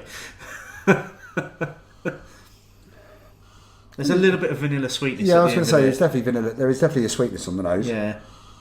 All right, shall we get in? Cheers. My God, that is sweet at the end. Jesus. That's for me. That's all just vanilla. It's well. Having said that, There is a bit of there is toasted marshmallow coming through at the end yeah. there. Now we haven't had any marshmallow yet, No, Steve. We haven't roasted these. we haven't, and also we didn't go for proper marshmallows either. These are like the kids' ones that are yellow and pink and white. But I did compare the ingredients, and they are exactly the same as other marshmallows. Huh? Swansons have had marshmallows. There's no quiet way of eating marshmallows either, is there? No, because you've got to chew. No. Okay, first thing I'm going to say is this is the first adjunct I've added which has made no impact whatsoever on the beer. No, it's still just a sweet, isn't it? Yeah. So this has not made it sweeter Okay. or anything. I mean, I think because this has got that, you said at the start, that like roasted marshmallow at the end, this marshmallow isn't kicking up. No, it's not. It's so you know earlier on when we did the strawberry one, Yeah. and I put the strawberry in the beer, and you said you knew I was going to do that. You're going to do marshmallow, aren't you? Well, what do you think I'm going to do here? You're not going to put strawberry in the beer as well, are you? No, I'm not. I'm going to put marshmallow in the beer, but unlike the strawberry, You're just going to dip. yeah, I'm not going to dump it in there and leave it to swim around. I'm actually going to dip the marshmallow in the beer. Okay, Steve is actually dipping the marshmallow in the beer. The colour of the marshmallow has now changed. Yeah, Are you going in? I am going in. But I do enjoy the beer though. It's a good end of evening beer. I mean, this is one of the ones from the 2018 Advent calendar box that Brewdog very kindly sent over to us, which will probably last until Advent 2021, I imagine. We're gradually working our way through. Well, that's some because of the beers in that fairly box. much every beer is over about 12%. Yeah. How you could have done those And on one a of the- day-by-day basis. Oh yeah, of course. And Because it's been an advent calendar. it was 24, wasn't it? Yeah, You'd be rotten you would. because there's one over 20% in there as well. You'd be pickled for Christmas. You definitely would. Christmas Day, you'd offer to do the driving. Yeah, you'd be like, I'm quite happy to not drink Yeah, I'm done now. ever again. I'm done till February. Yeah. Right, now you dipped it in. What did the beer and the marshmallow? It just tasted like a marshmallow that had been dipped in beer. Yeah. The sweetness, the vanilla sweetness of the beer definitely puts me in mind of the smell and sweetness of a marshmallow. So I can definitely see the correlation between the two. But it has got that roasted quality to it in the beer, which changes it a little bit. And do you know what? You know the way the label's done? I don't know whether it's something subconscious. It's making me thinking of those like tobacco type of notes as well, the beer. So I don't know if that's to do with the label. Yeah, I mean, because the label's like orange and brown, isn't it? Well, it's almost like that faded colour of like old wallpaper in Yeah, pubs. it's very 70s. Very 70s indeed, isn't it? The label. Yeah, I mean, there's a lot of flavours going on in that. There is a lot of flavours going on. That's a definite end of evening beer. That one. I mean, it's just as well we're not having another drink after this, Steve. Oh yeah. Oh yeah. I'm not sure I need any more marshmallows with it though. No, and I'm glad to be sharing it. Oh God, yeah. I don't think I'd drink a bottle of that on my own. That would be hard work. Over the course of an evening, if it was the only beer you were drinking, you might be able to do it. But it probably would, unless you'd done one opener. But if you were saying, I want something for those last 20 minutes, half an hour, Yeah. you might find yourself staying up longer. Yeah, or let's drink a beer after an evening of adjunct-filled beers And sweets. and sweets. Yeah. Well, while we're finishing this, let's answer some of the questions that our listeners have had. Questions fill my head. So first up, from the Cheshire Brew House at the Cheshire Brew, and this will be our friend Shane Swindells that's asked this one. And this was a conversation that we were having about something. Yeah, what were we talking about I at the don't time? remember now. But he asked the question, and what is an IPA these days? When I do markets and ask people what they like to drink and they say, I love IPA, quite often they mean Green King or Doom Bar. Not West Coast, not New England, not Milkshake or Brute, just IPA. I mean, what is IPA? Okay, there's a few elements to that one, isn't there? Yeah. There's a few elements to that point. I mean, Green King definitely did a marvellous job for a number of years of branding IPA. Yes, So without a doubt. a bit like you can buy other types of sellotape, but it's sellotape, or other types of Hoovers, but it was a Hoover. They've done a massive job, well done job of saying it's an IPA. That's become the brand, the name, the title has all become the one thing. It's synonymous with it. Yeah. Whereas maybe in more recent times and more recent years, and lots of people who either have got into beer or appreciate beer or know a bit about it, most people would probably say that's not really their version of an IPA, and certainly not. Doesn't sound like what the historical versions were. I mean, that's a different element, isn't it? yeah, but Green King IPA is 3.6. Yeah. Green King IPA is just essentially a standard English bitter.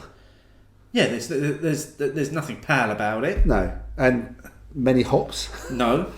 If it's even seen a hop, I'd be amazed. Would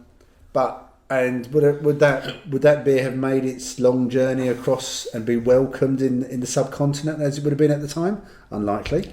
No. So, yeah, but I can understand why that's what people say. And then similarly, Doom Bar has done such a good job on the bar in the last 5 or 6 years as well, especially since they're... But Doom Bar isn't an IPA. No, but it's Not even branded as such. It's a pale ale, isn't it? Isn't it branded as a pale ale? yeah, it's not pale either, is it? No. Same colour as Green King IPA. Yeah, if anything, I would say maybe it's even got a bit darker over years Yeah. than paler. So to you then, so if I was to ask that question to you, what is an IPA? What's an IPA? My version of an IPA would be somewhere between maybe 5 and 6%, pale, hoppy, a little bit bitter, quite well balanced. To name one, brand it. Name an IPA. Yeah. For me, I'd probably go for something that I'm familiar with and like something like a Jaipur. So I would have said for me, I would have gone punk or Jaipur.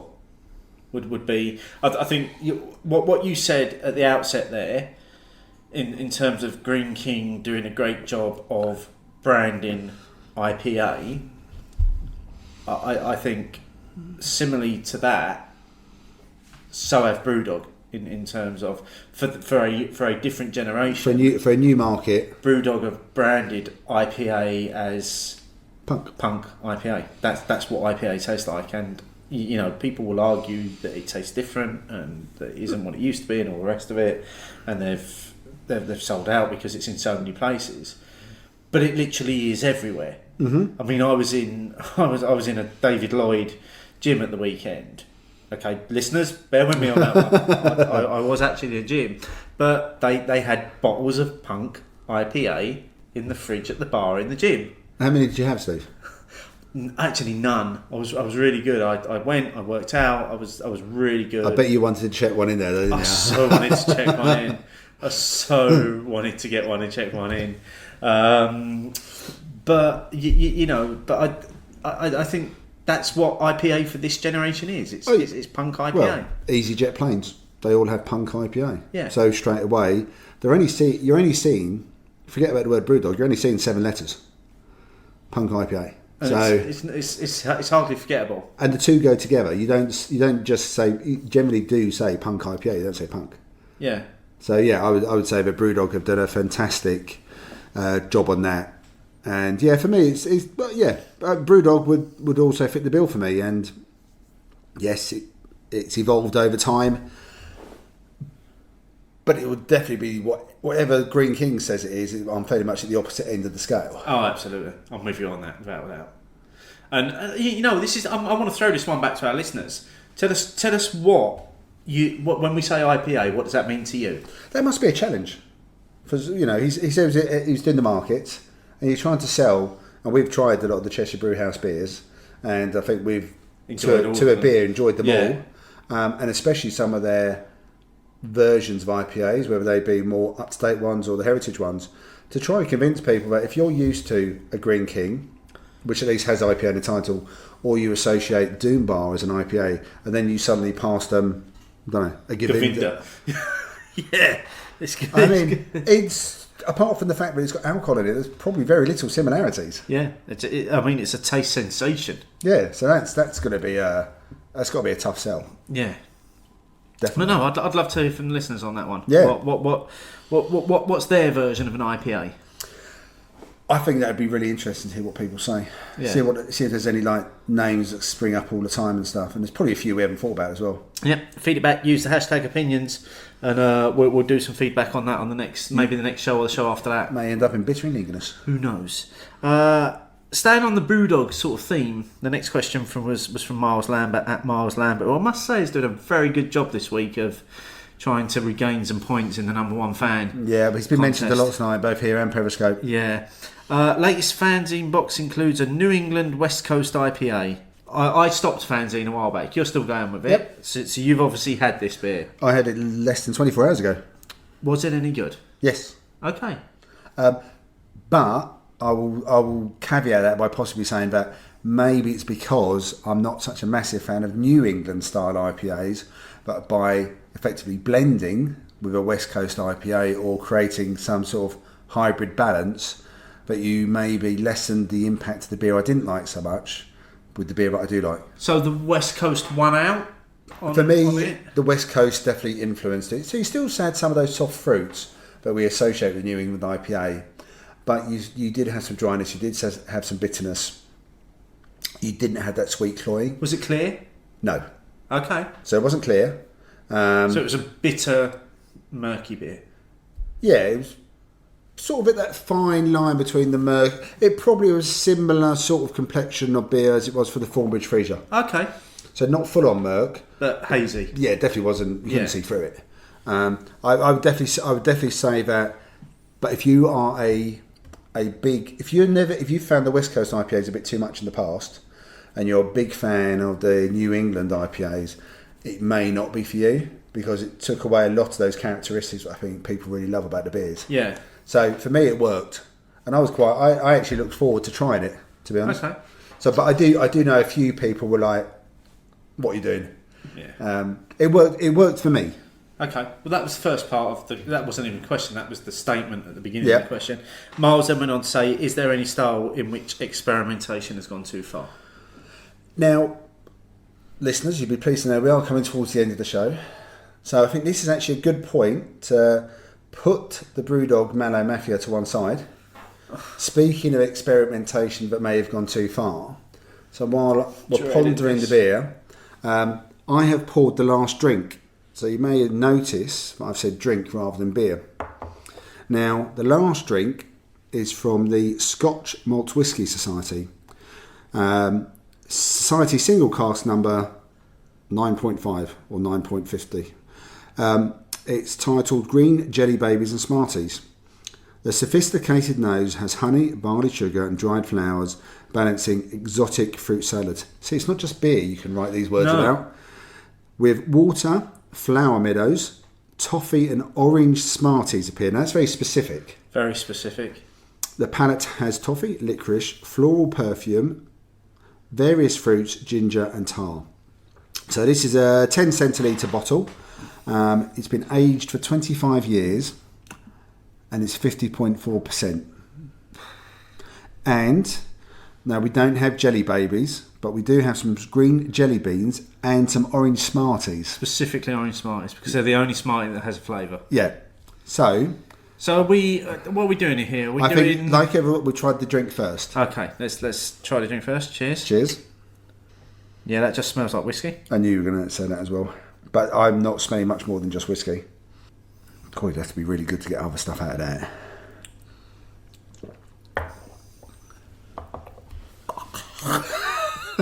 Sorry.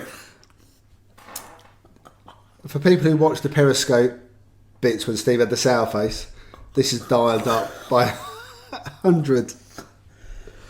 I mean, it's got one hell of a bird at the back, isn't it? Your eyes watering. Yeah, I can't even... Have an orange Smartie. I don't think it's going to make any difference. We killed you. I'm out at that point. Oh, the orange Smarties are nicer. The orange Smarties really balance out the whiskey in my mouth and really take down the burn. I mean, that just felt like pure alcohol. Well, I mean, it's... To me. I mean, 50.4. I mean, I've got a couple which are towards the 50% in the cupboard. For me, I got none of the flavours, none of the aroma. You know, sometimes with the whiskies, we can have a peaty one, a smooth one, or something which is, you pick out a particular type of barrel, but it's been in necessarily. This one smelt like whiskey, tastes like whiskey, and burned the back of my throat like whiskey. Yeah. The Smarties, though, however, work really well, mainly because it just adds a different element. It just adds some orange flavour to it, which takes away from all that But burn. I will carry on sipping. You might not. No. You can finish mine for me. That's all you. The refresher of the question was: is there any style which experimentation has gone too far? Yes, that. For me, and it was one that came up literally in the last week or so, from Eyes Brewing, who have just released or are due to release a Black Brute IPA, which I think we discussed this briefly earlier, and you said, well, nobody's really nailed the Brute IPA style yet, so why are we now doing black versions of it? Seems a bit weird to me. Yeah, I mean that feels like it's one shark that's been jumped too far. Too quickly as well. Yeah. Too far and too quickly. I mean, no one's really built up that core Brute IPA, something that people will say, oh, you know what? I get it now. I wouldn't mind going back to that. If there's ever been in all the time I've been into beer, I've never known a style to be such a flash in the pan as Brute IPA was. It came, everybody was making it, and now it's gone. Yeah. And it's really weird, because normally styles will last for a little bit longer than that, but that literally seemed to happen in a 3-4 month period. Yeah, it wasn't a slow build. It came in, big bang, and then went. So it was like one of those. It wasn't like a firework which had loads of extra bits going on. One big bang, and then it sort of stopped again. And yeah, I'm surprised that someone is still. I mean, to be fair, I haven't tried it. No, it might be a really good beer. Yeah. You know, are they trying to create like a black IPA, but with maybe some of that dryness and sprightliness of the Brute style that I think seems to be there in most of them? Who knows? So if someone does try it, please let us know. Yeah. I would be curious. Don't want to write it off without having... But it does seem a bit quick to be doing that mixing and matching already. Yeah. I wasn't too sure about it off the top of my head. Joking aside about this. Actually, this no, just before you said, just going back to that, in terms of you saying it seems to have come a bit quickly. I don't think we've seen a black New England IPA, have we? I can't think of one.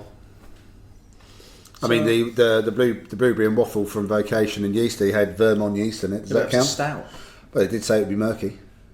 Actually said that. Yeah, but it was a stout. Yeah. So no, I don't think we have seen a black New England IPA. Okay.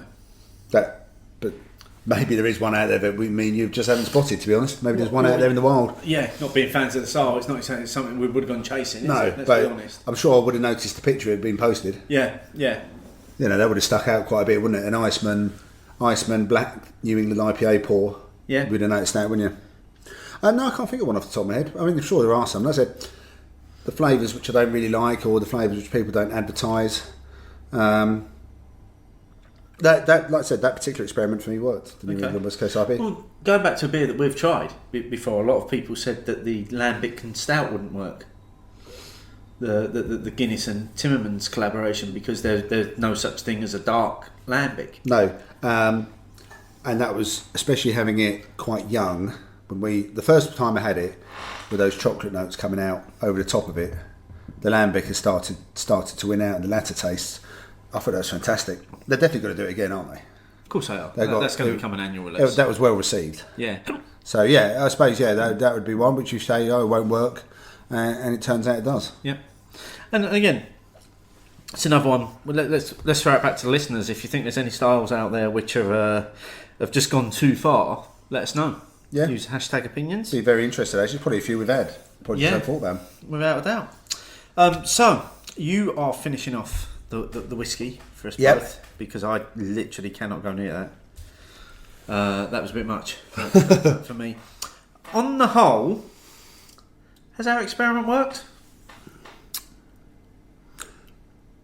There's characteristics in the beers. I would say that all the beers we had, forget about the whiskey, all the beers we had characteristics of the main adjuncts they had advertised.